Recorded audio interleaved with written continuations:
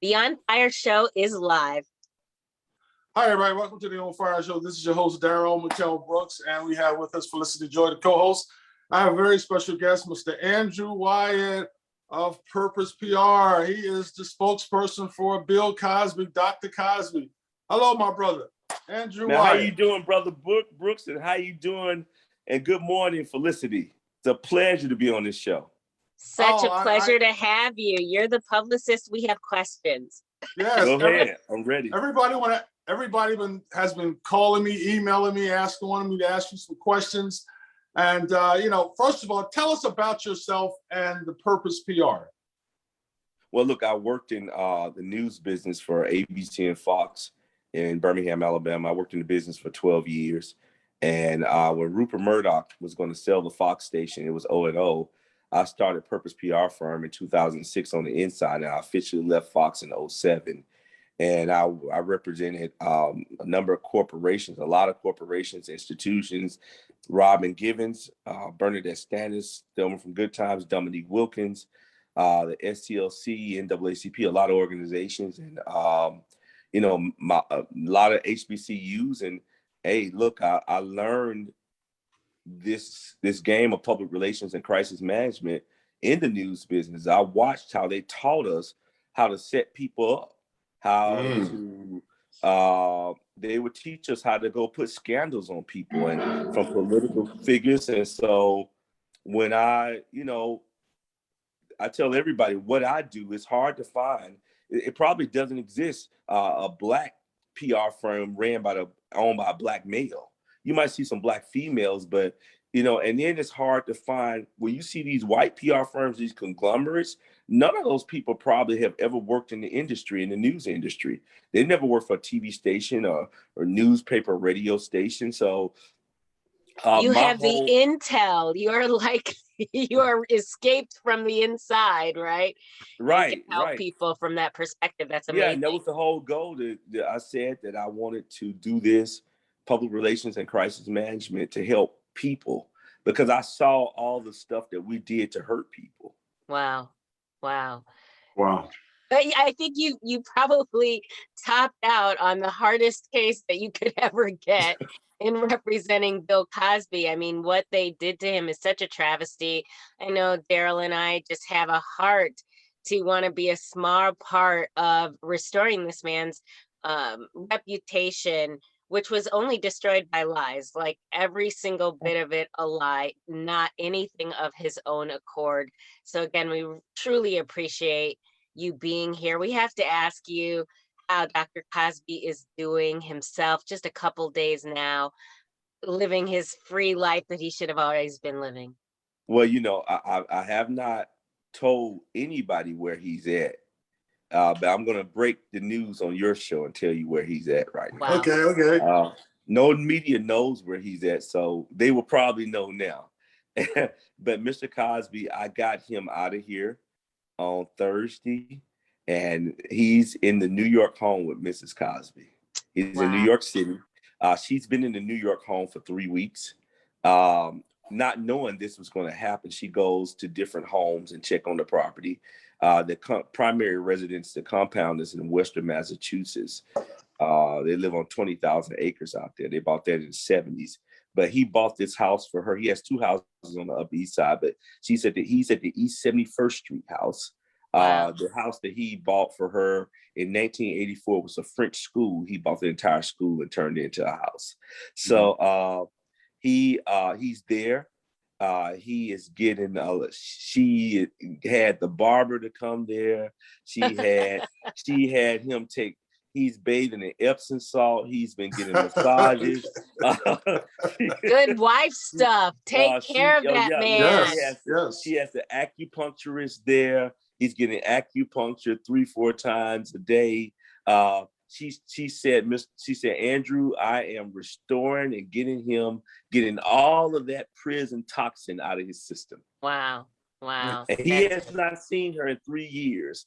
He left this home that I'm in, the Philadelphia home.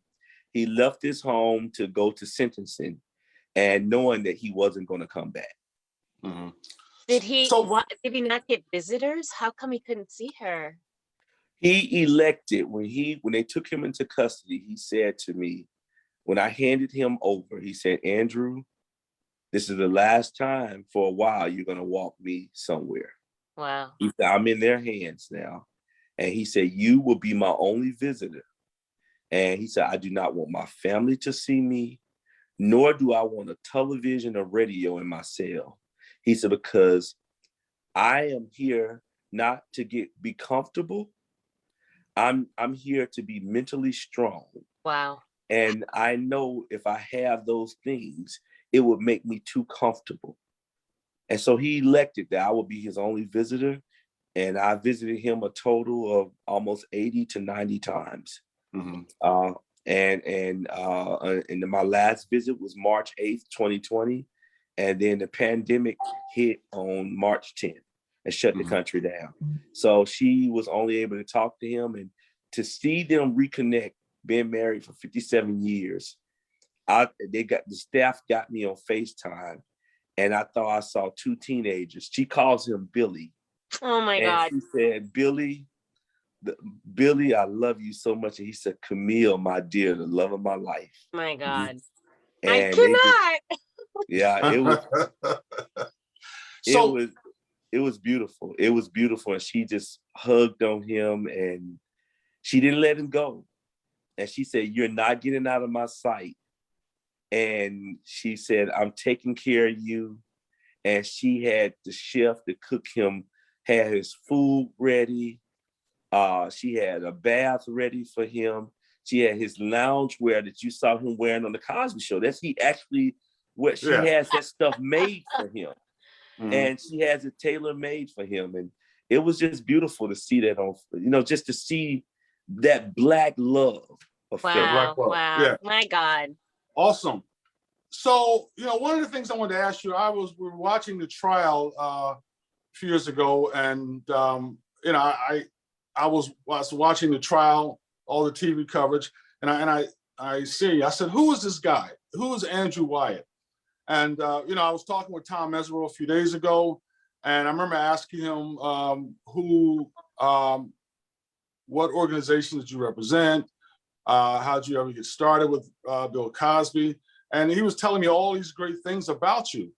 And I was like, wow, I really have to meet you. I really have to sit down and talk to you about the whole Cosby case. And so one of the things that the lawyer, Tom Mesereau, was talking about is how did he feel when they said guilty?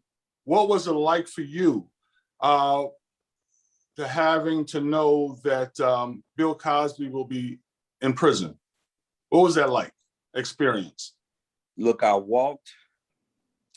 we had been waiting for a verdict. And this guy, Dino, his name is Andy.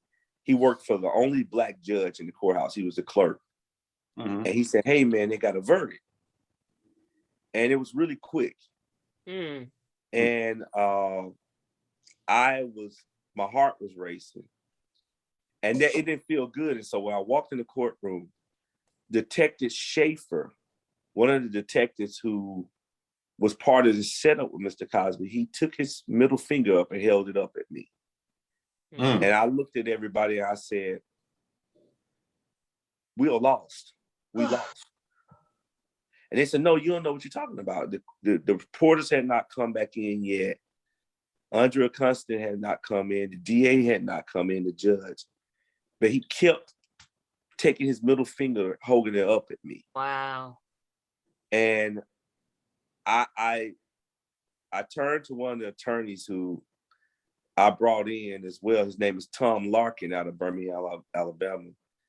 And I almost got emotional. And Tom said, look, you can't do that. Yeah. You can't do that. He was like, you just can't do that. You can't let them, they want to take you down now. Mm-hmm. You got to use this as a moment, Andrew. He said, you got to use this as a moment of strength. Don't let them see that weakness. You haven't shown any weakness. He said, the minute they see that weakness, you're going to be out of this fight. And he said, just leave the courtroom now before anybody come back in. He said, I need you to leave. I need you to go somewhere. I need you to get yourself together. Mm-hmm. And I left the courtroom. And he said, I need you to disappear somewhere. Find a back alley, back hole, back hallway. And I just rode the library. I rode the elevator. And I remember riding to the top floor and walking down from the top floor steps. And I composed myself. And then they came in and they gave the verdict of guilty. Mm-hmm. Oh. And Mr. Cosby, he stood tall, he was strong, and we went back into a conference room that they allowed us to sit in. He called his dressing room, and he said, let me say this to you. He said, Andrew, anybody on my team that cries or whatever, get rid of them. Wow. Because this is the fight. This is what we're looking for, everybody. He said, look, this, we should have expected this. He said, now this is where we get our win. Wow. Mm-hmm. He said, look, we're just at halftime. Mm-hmm. We got 2 more quarters. God. He said the first trial was a hung jury. That was the first quarter in 2017. Second trial in 2018, he said, well, I'm found guilty. He said, this is the second quarter. Wow. We're about to go into halftime. And he said, Andrew, you're the halftime show. You're the halftime show. He said, you're the black marching band. Wow. He said, you're it. And he said, what I need you to do, you're taking control of this. You're going to take control and look after my family. You're going to look after my wife. You're going to do exactly what I did when Dr. King was assassinated. Mm-hmm. I went to the house and sat Dexter King on my lap and read books to me. You're going to take care of the family. And that's what I've done. I've hired the attorneys. Tom Ezra was a brother of mine. He's a friend. I love him to death. Mm-hmm. One of the greatest attorneys. The Cosbys have given me full reign. I started representing Mr. Cosby, and I was representing Dick Gregory then too.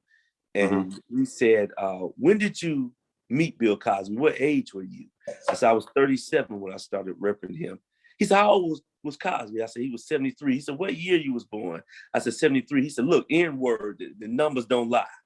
You the baddest N-word on the planet. There you go. He told Mr. Cosby, he said, this is the baddest N-word on the planet. And Mr. Gregory and I, we went, after we did that, we went to Seasons 52, and then we went to the movies together. Mm-hmm. And before he passed away, the last call he made before he died was to Mr. Cosby and I. He said, I love you guys. Wow. So I knew then what I was up against and the fight I was up against and what I had to do. And I had to stay. Look, what they wanted was for Mr. Cosby to fade away and not be remembered.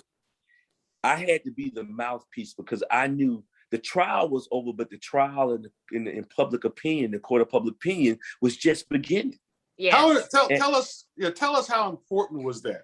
The public opinion. That was more important. That's more important than the trial. Look, look at Harvey Weinstein. Look at R. Kelly. They're forgotten because they don't have an Andrew Wyatt or somebody out there continually telling their story. That's why these prisons could treat them any kind of way. Look, the people at SCI Phoenix, they knew me. The warden knew me. When I would show up, everybody would come out their offices to see if I had cameras with me. When I would show up to the prison, they would have an actual detail waiting 2 miles outside of the prison and stop my car and search me. Okay. They were fearful because they knew if I had any signs of anything being done wrong to Mr. Cosby, I was going to the media. When I would visit him, they treated me like an attorney. They put me in a big private room with him. I didn't have to sit in the open with him. So I knew my influence and my power. Wow. I understood my strength. I understood, and Mr. Cosby said, look, understand, you are civil rights. You are that person. you got to walk in the spirit of some of the greatest civil rights leaders. And I said to him, I said, look, every time I touch your hand, I'm touching the Kennedy's hand. I'm touching King's hand. I'm touching Malcolm X's hand. I'm touching Nelson Mandela's hand. Wow. I understood what we have to do. And we have to, the attorneys, look, they have to stay and work within the confines of the law. I have no handcuffs on me. All right. See, I all don't right, have all to right. worry. I don't have to worry about my bar license being stripped away from me. I don't have to worry about being reprimanded by the judge because of canon laws of attacking a judge. I get to go on the attack. I'm free. That's the beauty of it. I'm free. Yes. And we hear that the way that Dr. Cosby empowered you before he, went into prison is the way that he was empowering people in the prison. Tom Mesereau told us, like, every day he's encouraging somebody, like every day he's talking to them about future and destiny. And we've just been so impressed, like, people half his age, a quarter of his age would go ahead and confess and take the deal, but he had that strength of character. Tell us about that. Well, look, he started participating in the Man Up program that was created by this inmate who's been in there for 33 years for murder. They put Mr. Cosby in a maximum security level 5 prison. Bless you. And Benny Do, they call him Benny Do. Because on the streets, he was called Benny Do, because if you tell him to do it, he's going to do it. And bless you. And so we, Benny Do, Mr. Cosby started participating in Man Up. Various city council people, various state representatives would come to the Man Up program.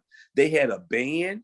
Mr. Cosby plays drum and upright bass. He would help them work on their intro music. Oh, wow. Amazing. So they would bring him out because he has his band called Cause of Good Music. And he helped them work on their music, their opening acts, all of that. He put a program together. He would tell me every time I would fly in, every week or every other week, he was like, okay, this is what I'm going to talk about. This is what I'm going to do. And he would encourage those men. And he said, look, you got to, when you get out, he would make them go back to school, get educated. He would tell them, look, but when he knew they were getting ready to get out and be released, he was like, okay, you got to go back into your community and be better leaders. Find your children and make amends with them and become better fathers. It's not too late. Benny is in there for 33 years. He's serving time in there with his son, who's been in there for 10 years. Wow. And Mr. Cosby, he elevated those men. He encouraged them to where they started calling him the Godfather. And Benny runs the prison. And Benny told anybody, he put his whole entourage around Mr. Cosby. So when Mr. Cosby would go to chow hall, because he was in general population, blind, he'd go to chow hall, he'd go to a doctor's appointment. Benny always had 6 people surrounded by him. Minister Farrakhan summoned me to his home before Mr. Cosby was sentenced. He said, Andrew, he bought the buses for the Million Man March. He don't have to worry about nothing. He will be taken care of. Wow. No one touched Mr. Cosby. Wow. They made sure he got whatever he wanted. They called him Uncle Bill, the Godfather. Godfather. Oh boy, that's awesome. That's what they named him in prison. When I would come in, the inmates would say, look, Benny said, look, you a flat-foot 5-star general. And he said, man, and the inmates, murderers would come up to me and say, look, if you leave Bill Cosby, we'll have somebody come after you. Inmates would call me on the weekly and give me reports about him. If somebody talked to him crazy, if an officer talked to him crazy, he dressed them down and said, no, you will not call me Bill. I will call you Mr. or Miss, and you will call me Mr. Cosby. Wow. And they did that. They respected him because he respected them. Benny said, Anthony's son said, he did not walk in here as a celebrity. He walked in here as a man who he looked at us and we were all on the same level. Mr. Cosby told them, he said, look, we all have dirty laundry together. And we're going to clean it up together. So when Benny told Mr. Cosby, and we're starting to say more Anthony Sutton because we're trying to get him away from Benny as well. He said, I'm innocent. He said, there's a guy who testified in my trial saying he's recanting his testimony. Wow. Mr. Cosby called me and said, Andrew, he said, I need you to find him an attorney. He said, I need you to get him out here. And I found Benny an attorney and paid for it. And they filed his post-conviction relief appeal 6 months ago. And they told Benny, we're going to get you out here and you will not see this prison in 2023. That's awesome. And Mr. Cosby, and so inmates will call me when they got released. Andre, he had been in there since he was for 60 years almost. He got released 2 years ago. He went in at 15 years old for killing the cop. He was high on drugs here in Philly. He got released after being there 60 years. He called me, I check on him. Mr. Cosby makes me check on all of them when they get released. He gives them my number. I knew there had to be a light at the end of this dark tunnel. I was hoping, like, what good has come out of this? Thank you so much for sharing those stories. That is just so powerful. Look, that's the good. And people say, why would God take a man late in his life? And I always say, hey, the Most High works in amazing ways, okay? Yes. He's the God of Abraham, Isaac, and Jacob. Okay? He knows what he's doing. And he created Mr. Cosby for this moment. And he said, you know what? I got to use you as my soldier now, as my Moses, because you got to deliver the people, our people who are Black Israelites. You got to deliver them at the hand of bondage. Trust me, I know how this works. I've done it before. I delivered y'all from Pharaoh's hands. Awesome. And that's the whole purpose of this. That's the light. It's the light that will take you. I gave you all of this. I'm not going to take everything away. You still have all your homes. They didn't get to take your homes away. They didn't get to take your money away from you. You have everything I gave you, but I need to use you right now. And he's using all of us. And that's how I was used. Awesome. Awesome. You know, one of the things I was talking to you about, I guess maybe a year ago when we talked on the phone, and you talk about these couple of movements that was used by individuals to try to take down Dr. Cosby. You know, we could have talk about Black Lives Matter. We can talk about the Me Too movement. You know, what do you still feel the same way about these movements trying to take out celebrities like Dr. Bill Cosby? That's what they're designed for. Look, to Rhonda Burke, who created Me Too, a Black woman out of Brooklyn, you know, they wouldn't let her be the face of Me Too because they said her face wasn't cute enough. In order for Me Too to gain some type of popularity, the Me Too has been out here. Tawana's been pushing it ever since she was a teenager. Wow. But it took the Becky. When Becky said against Harvey Weinstein and she hashtagged Me Too, all of a sudden it took a different form. They removed the Black person and they funneled they give you a few crumbs. They made her a millionaire to take down her own. Look at Black Lives Matter. George Soros. You don't have an office you can go to. You don't have an office you can go to for Black Lives Matter. 3 Black women. And look at what they're doing. You Google it. They're buying mansions. They're taking the money, buying mansions, buying homes. Okay, white people, George Soros used that to get the LGBTQ passed to the Supreme Court. Look, you got a Black Lives Matter march out there, and now you got the Black Lives Matter flag, and you got the gay pride flag and the United States flag. Come on. I thought it was about Black Lives Matter. Yeah, this is not the legacy of Dr. King. Like, this is not it. And I'm so excited to hear that Dr. Cosby was like, passing that mantle on to you, and that you recognize, that this is the true legacy. I heard as well that that this was all these people coming forward against Dr. Cosby was very convenient when he was about to start a network. Is that right? Mr. Cosby was trying to buy NBC and the Cleveland Browns at the same year, because he was drafted to play football for the Cleveland Browns. My God. And he was trying to buy them at the same year. They said this black man will slip through the cracks. We didn't know he had this kind of money. So Zucker, the president of NBC, was at Mr. Cosby's house for dinner, his New York home where he's at now. He said something racial to Mr. Cosby. Mr. Cosby got him up from the table, walked him to the door, and said, "Get out of my house, you Nazi." Called a Jewish man a Nazi. He said, "I will get you back for this one day." And he became the president of CNN, and CNN paraded the women out.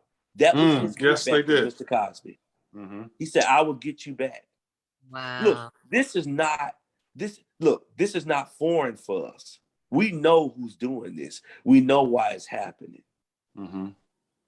This has always been a liberal agenda against Mr. Cosby. Always. Yeah. And that's why I've said that. Taking those shows, that was a Black renaissance that transcended race.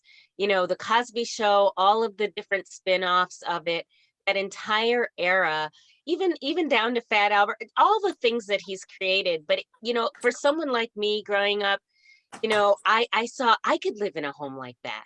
I could have a family like that. Everyone said that. I knew that it was pointed to take that away from us. To take him away, and then now you're going to pull the shows. No, that was absolutely an agenda. It's all together. Well, let me tell you this. Mr. Cosby had a new TV show coming out before the allegations. He was going to have one daughter left at the house, and his wife was going to be Diane Carroll.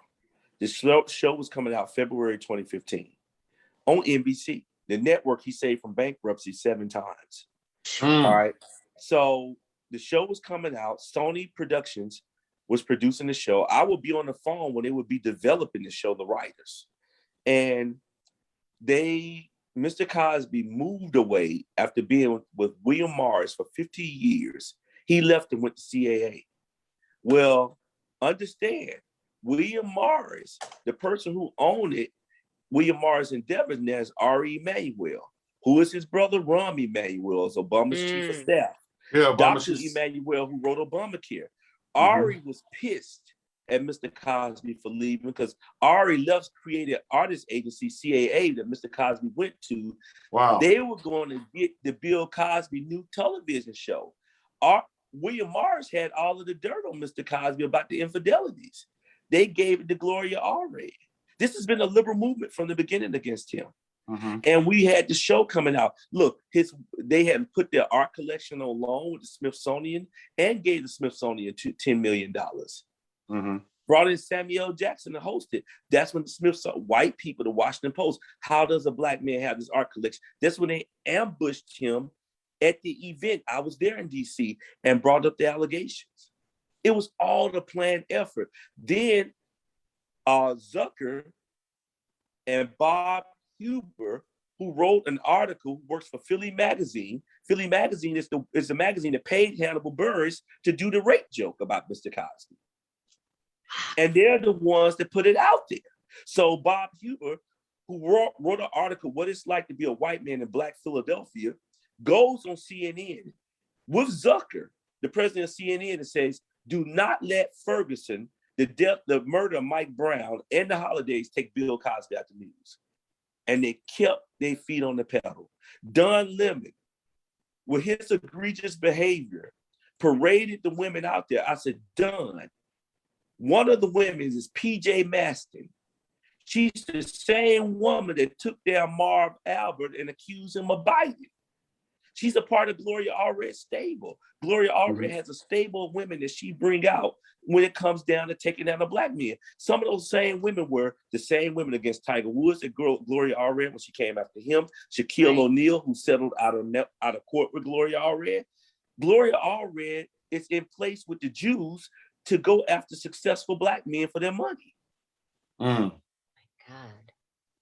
Yeah. My goodness, I know we only have you for a little bit of time. Wow, You've got to tell us what's next for Dr. Cosby. We have to believe that this really is just the halftime.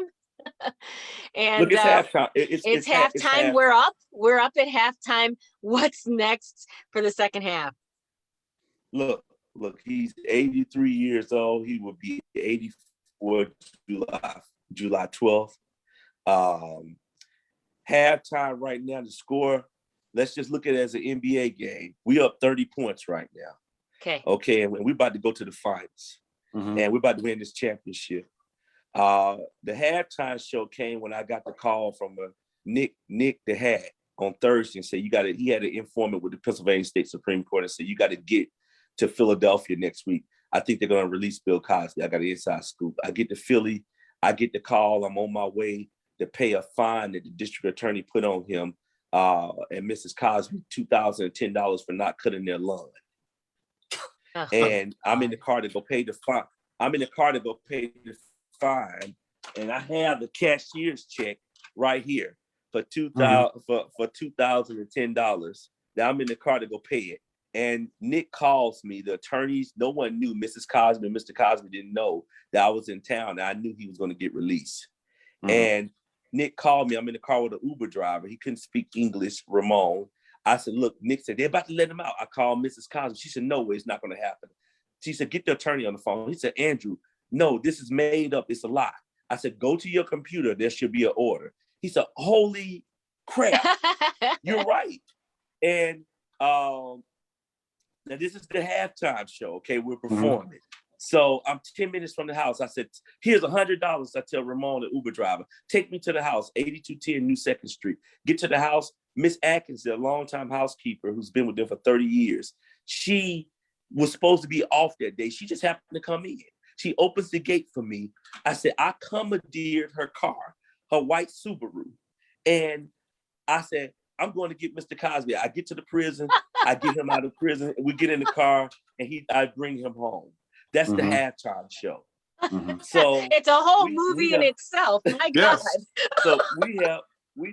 So we have signed a deal 3 years ago with Michelle Major. Michelle Major is a documentarian. She did the Venus and Serena documentary.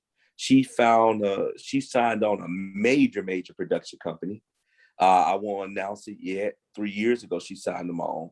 And a television network. It's going to be a 5-part docuseries. We've been shooting with all of Mr. Cosby's friends. We shot with Tom Mesereau in LA, and then the pandemic stopped. So they would be shooting with Mr. Cosby and Mrs. Cosby in the next month. Wow. I took all of the footage of Mr. Cosby. I recorded when I picked him up from the prison, all the way in the car, us talking, him in his prison uniform.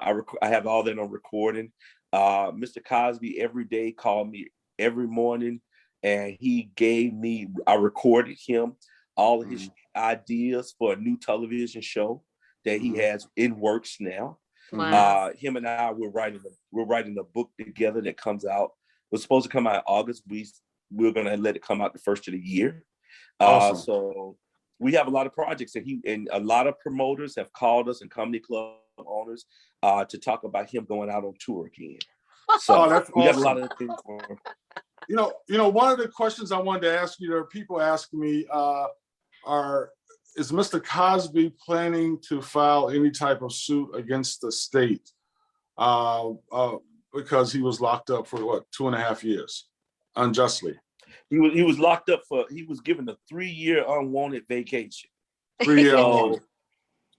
So yes, we're looking at all legal routes as we speak. Mm-hmm. You know, one of the Praise God. You know, one of the things that disturbed me is that how the media, you know, as we talked about before, and other people, the media just attacked Bill Cosby as soon as he got out of prison. You know, the media, they came after him again. CNN, MSNBC, mainly, and a lot of other, you know, liberal news sources. They just came out and attacked and brought all these women out against, you know, how they felt. It was just so disturbing. It was just one of the most disturbing things I've seen. It's like they didn't want to stop.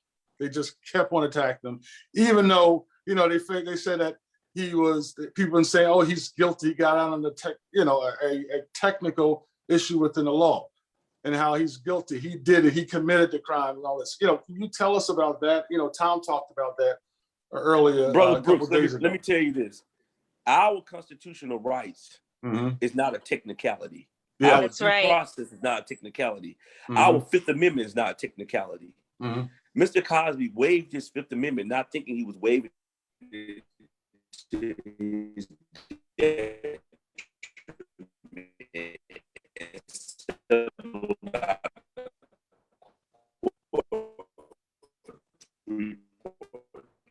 I know we're having a little technical difficulty. Just hold on with us, guys. So I'm sitting right now in the place where the Constitution was drafted in Philadelphia. So if Pennsylvanians want to do away with their Constitution, go right ahead. So I would what I would say is that the media, look, this Bill Cosby is a $1 billion entity. He's a $1 billion individual. Every time a celebrity has a new project come out now, they utilize Bill Cosby's name because they get media attention. He's the GOAT. He's the greatest of all time. Okay? Mm-hmm. And we know that. And the NBC here, we always say, and we understand what these networks are trying to do. Yeah. But they will not win because the Pennsylvania State Supreme Court that you could go to receive relief, vindicate that his constitutional rights were violated and his due process. That's not a technicality. That's the law. Well said. Well said. Absolutely. So that's it. So one of the questions we want to ask, because we thought we could have Bill Cosby on, Hello? Dr. Cosby, Yeah. is there any way that you can get Dr. Cosby to come on the On Fire show? So I thank you guys for having me on.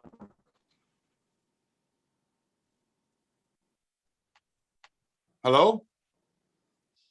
Yes.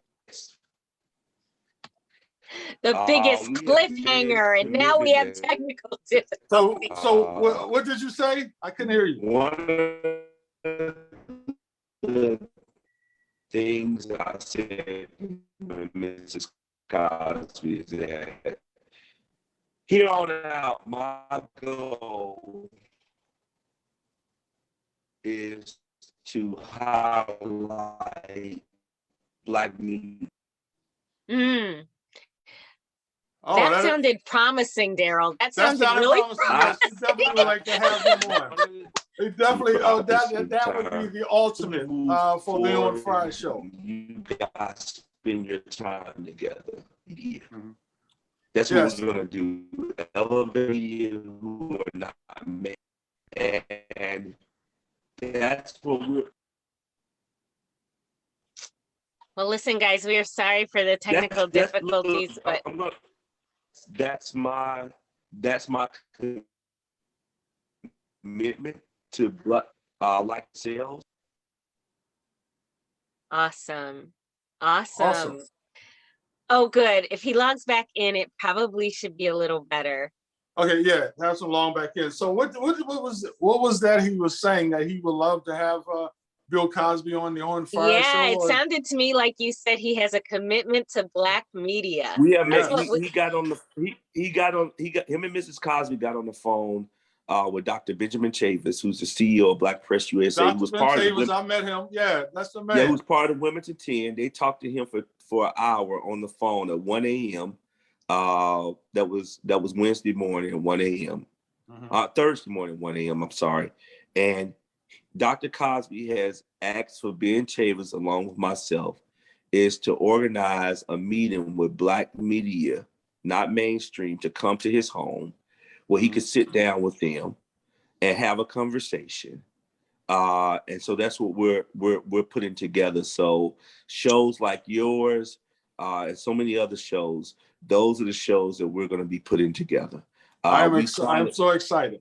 We signed an exclusive deal with Michelle Major. So after the documentary and she gets her interviews, we will let her facilitate us on that. But that's the commitment I'm making to you, and I will let you know. And we're gonna set up a dinner for Black media. Stacey Brown, Black Press USA, Frankie Darcell, yourself. I have to say that ABC News, Lindsay Davis has been always in our corner, fair and balanced. Even though I don't care for CNN, Steve Forrest, the editorial producer with CNN, been there 28 years, always been a dear friend. But definitely Black media, that's our go-to. And that's what we're going to highlight, and that's what we're going to strengthen. And Mr. Cosby said, we got to empower Black media. So when they come after somebody else who has a big name or even not a big name, Black media needs to be that respected where we can make that the go-to. And that's all I sent Mrs. Cosby to when he was in prison. She did the Frankie Darcell show, Stacey Brown, Black Press USA. So my goal is to elevate and highlight and get Black media and media entities that are not mainstream, who are trying to build a brand, to put them on a national platform. And that's why I'm going to use my platform to do my celebrity, to do my name and likeness, is to highlight you guys. Thank you. Because as Spike Lee would say, you the man. You the man. Hey, look, man. Look. Don't put that pressure on my back. Don't give me that halo. The Most High, the God, the Creator, our God, He's the man, and He just uses me as a vessel to do what I do, and hopefully, I can stay healthy and do what I do and continue to do this fight for so many other people.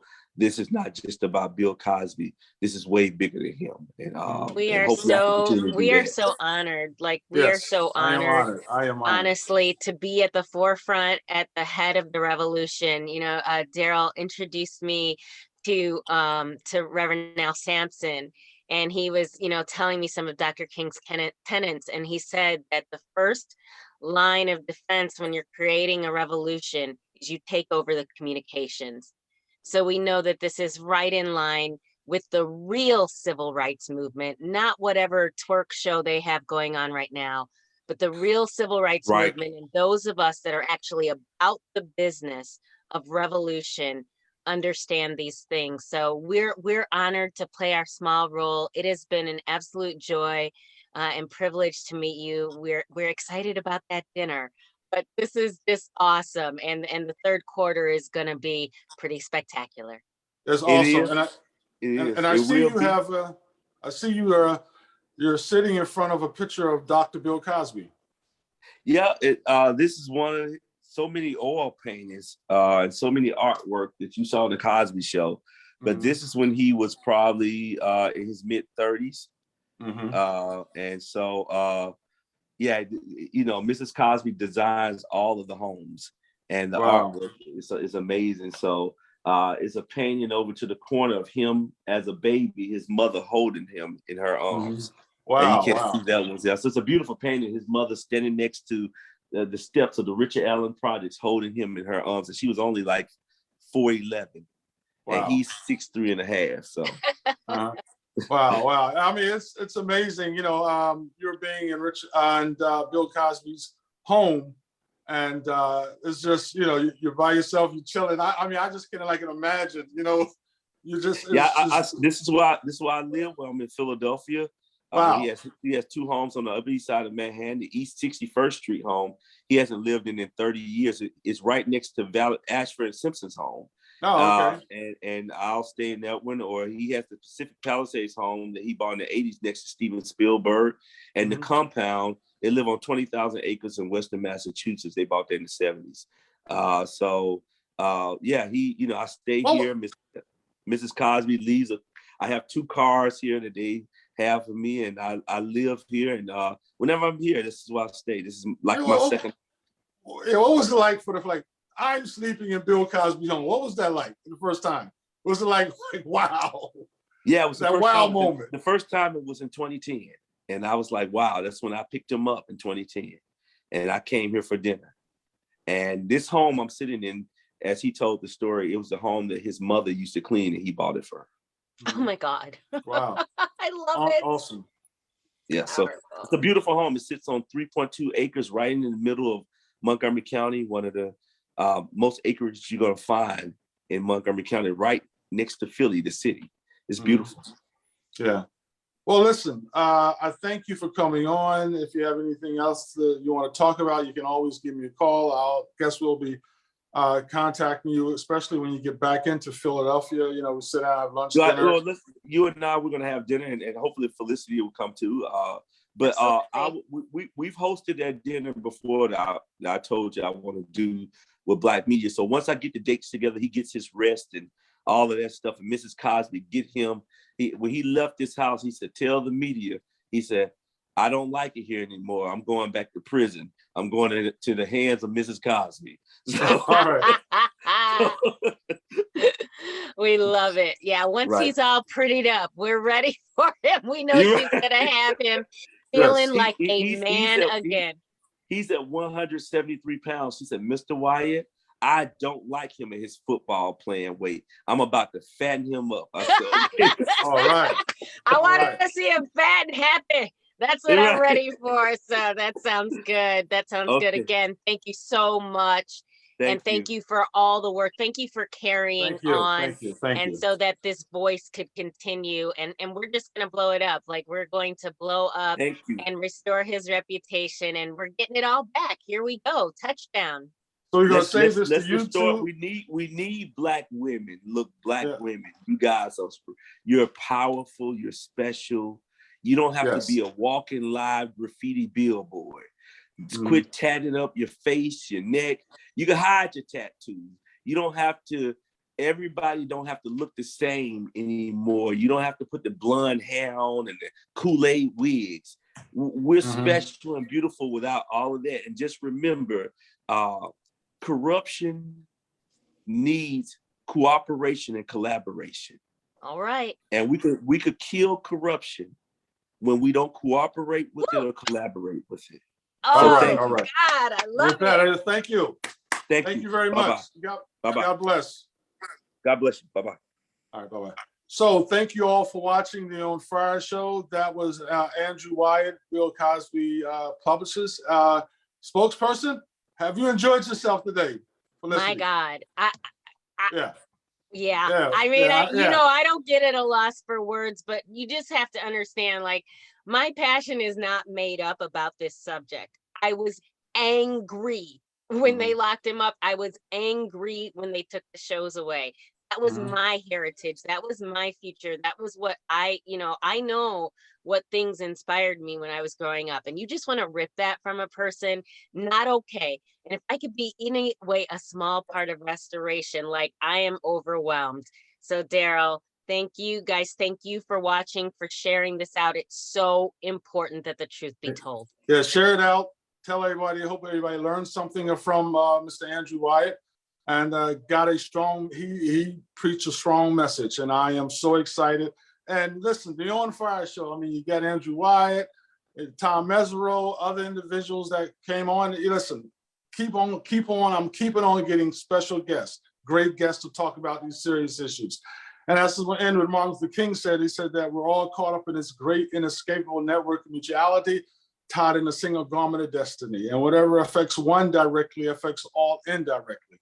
And that I can never be what you ought to be unless I am what I ought to be. And you can never be what you ought to be unless I am what I ought to be. Then he quotes the poet John Donne, says, no man is an island, every man is a piece of the continent, a part of the main. Then he goes on to say that any man's death diminishes me because I am involved in mankind, therefore never send to know whom the bell tolls, it tolls for thee. And this is how we should be as a country. And let's help each other, have empathy for each other, learn to love each other, stop the negativity, and promote truth. And that's what we're trying to do here on Fire Show. Thank you all for watching. Felicity, I will talk to you. We got to save this to YouTube right quick and send it out, and on Facebook. Thank you. We'll see you next time. Peace.